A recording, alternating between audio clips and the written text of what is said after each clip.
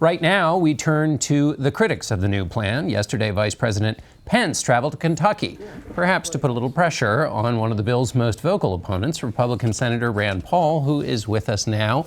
Welcome, Senator. What's wrong with this bill? I think it's basically Obamacare light. Keeps the subsidies, keeps the taxes for a year, then keeps the Cadillac tax forever, the tax on good insurance. Keeps the individual mandate, interestingly. You know, Republicans have complained for a year saying we didn't like the government was going to make you pay a penalty. Well, now instead of paying the penalty to the government, you pay the penalty to the insurance industry. There's also bailouts for the insurance industries. The one primary thing that's wrong with Obamacare that's most visible to everybody is that premiums are rising and through the roof, soaring in the individual market. That will happen under the Ryan plan as well because they do nothing to fix the fundamental problem. What Paul Ryan would say is you're missing the forest for the trees, which is to say you're missing that this is changing Medicaid fundamentally, making it a block grant that goes back to the states, that it's getting rid of the Obamacare entitlement, that it's getting health savings accounts, which Republicans have long asked for. Let's start just with the Medicaid expansion. It may be fundamentally changing or it may not. They've built into Medicaid, they're going to block grant it, but not with a fixed amount of money. It's going to go up at about 5% a year. It goes up at CPI, an indicator of inflation in the medical community, which is going up at about 4% plus 1. So it's going to go up at about 5% a year. The question is that a lot slower than what Medicaid's going up now? Is it quicker? I think it's still building in the growth of an entitlement program that really isn't paid for. So for example, under Obamacare, I think it was dishonest accounting. They said the federal government will pay for Medicaid, 100% of it. Well, we have no money. We borrow $1 million a minute and have a $20 trillion debt, so it's dishonest. It sounds good. Give somebody stuff for free. Give them free health care, but it's not really free. We're borrowing it from China, which really threatens our country from within. You said that it retains the individual mandate.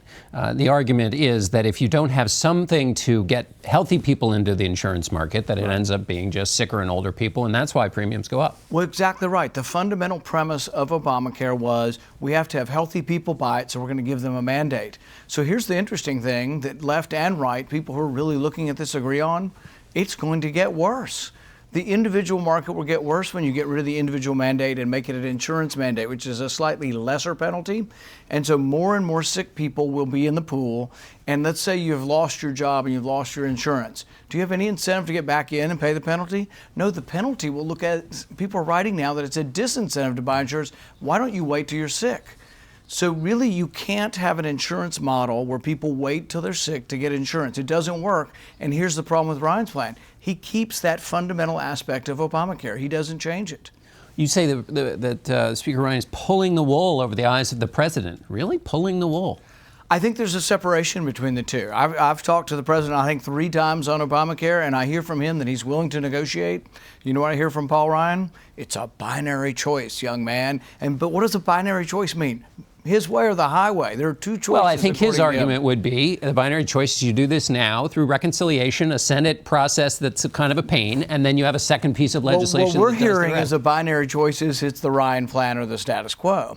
And what he's rammed through his committee is his without any amendments. And that's the question. If we get what we've got from Ryan, Obamacare light, he will not have the votes, and we have to get to that point before true negotiations begin.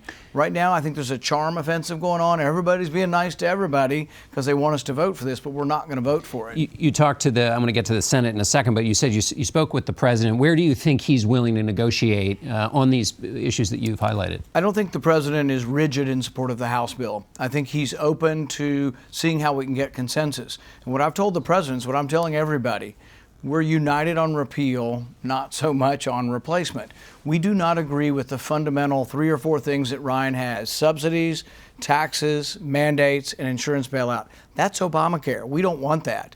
If you take that off, what do you have? You've got repeal.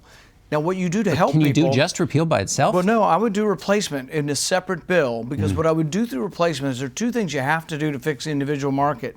You have to tell people that they can buy any kind of insurance they want, so you get rid of the mandates on what it goes into insurance, but you also have to allow for people to join a buying group. If people join a healthcare association or a co-op... Right, that's part of the Ryan plan, That drives down... It's not in the Obamacare light proposal. It's in the second set of legislation. But the reason they have to be discussed at the same time is CBO is going to come out and say a lot of people are not covered. Right. So how are we going to cover them? I would cover them with something much better than Obamacare, and that would be joining a co-op to drive down prices, but also to get guaranteed issue where you won't be dropped. Let me ask you a question. You said that there's room perhaps for negotiation with the president, but Mike Pence was in your state and he said, for us to seize this opportunity to repeal and replace Obamacare once and for all, we need every Republican in Congress. That sounds like he's talking to you. I think that's the pre-negotiation. We're still in the pre-negotiation period. The real negotiation period comes, and I promise you this is the way it's going to work. We will get Obamacare light, Ryan's plan, unless there's enough conservatives in the House to say no. If there's enough to say no, when they start voting on the rules of debate, if they bring down the rule, if they stop him in the tracks, then a true negotiation begins. No negotiation right now counts until they determine they have enough votes to stop Obamacare light.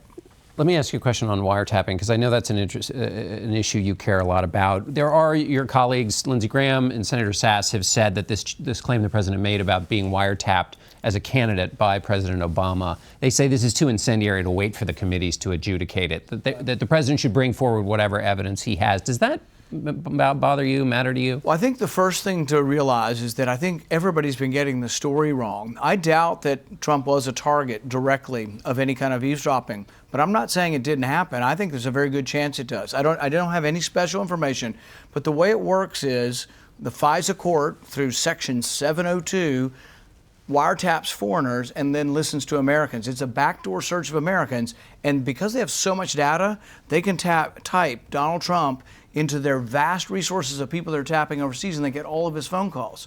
And so they did this to President Obama.